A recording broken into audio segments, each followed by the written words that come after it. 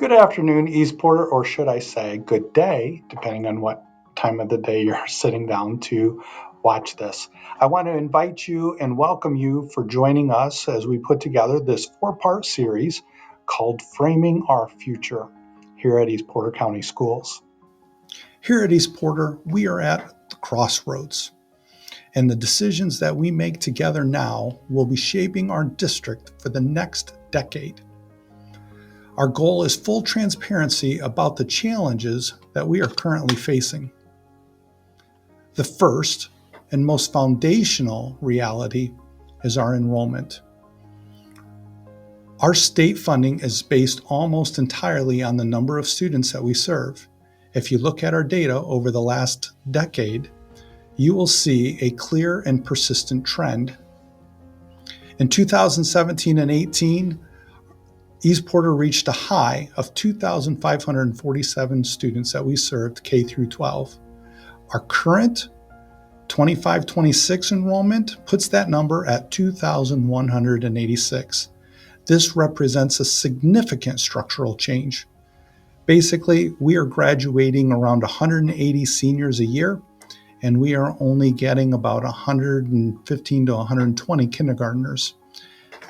This is not isolated to one building, and the decline is evident across all three of our campuses, Morgan, Washington Township, and Kouts.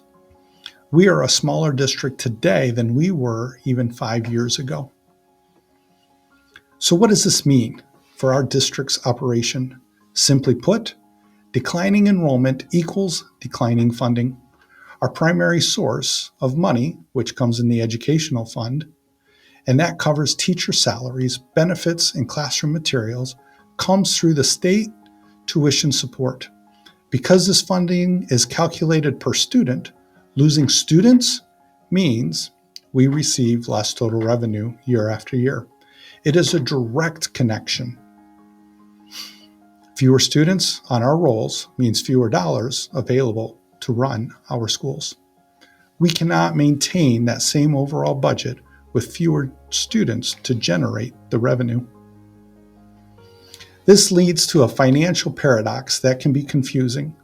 Many know that the basic tuition amount that the state has provided has actually been increasing, and that's true, which we are grateful for. However, the number of students we have lost is greater than the increase in the per student funding. Think of it this way.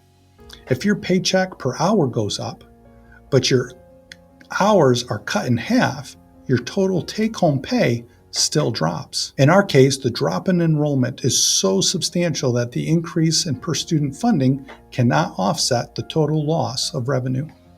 We are managing a shrinking total budget while trying to maintain the high quality of education that you expect at all three of our campuses. That is the core challenge. Our student body is shrinking, and the fact is creating significant long-term pressures on total revenues. In our next blurb, we will dive deeper into the financial picture, disclosing local tax revenue loss and rigid, necessary costs that we're required to maintain, such as utilities, insurances, which further complicate our budget. Thank you for your time and being a critical part of this dialogue. I hope that you have a phenomenal day.